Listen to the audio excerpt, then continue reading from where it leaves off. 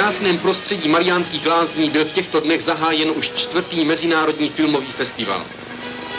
Jako každý rok, tak i letos je Mariánsko-lázeňský festival přehlídkou nejlepších celovečerních i krátkých filmů z celého světa. Celá řada zemí vyslala na festival své delegace. Mezi prvními byla delegace sovětská, vedená náměstkem ministra kinematografie Sovětského svazu Vladimírem Ščerbinou. Milé hosty, mezi nimiž je režisér Alexandrov, známá herečka Orlová, dále herci Dický, Čirkov, Alizová a Borisov, přivítali na letišti zástupci státního filmu spolu s generálním ředitelem Macháčkem.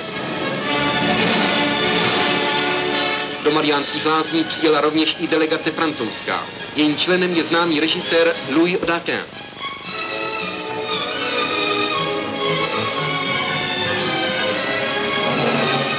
Delegaci maďarskou vede generální ředitel maďarského filmu Révai.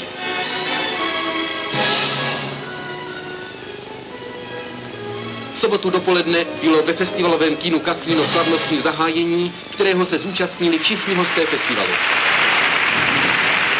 Pořad zahájil ředitel Klement, který přivítal všechny hosty a oznámil, že na letošní festival je přihlášen doposud největší počet filmů. 32 celovečerních a 59 krátkých, celkem z 20 států. Festival zahájil jménem ministra informací Václava Kopeckého generální ředitel Československého státního filmu Oldřich Macháček. Přáli bychom si, aby mezi vybranými filmy bylo mnoho takových, jež by si zasloužili velkou cenu v soutěži o lepšího člověka a dokonalejší lidstvo, jež by si zasloužili cenu práce a míru.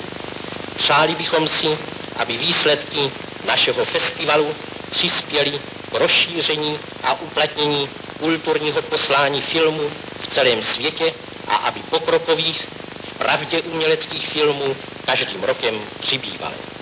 Čest a sláva umělcům a filmům, kteří v soutěži zvítězí.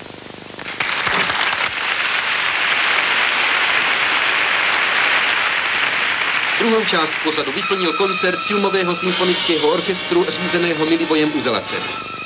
Slyšíte první větu svity z hudby k filmu Siréna od E.F. Burjána.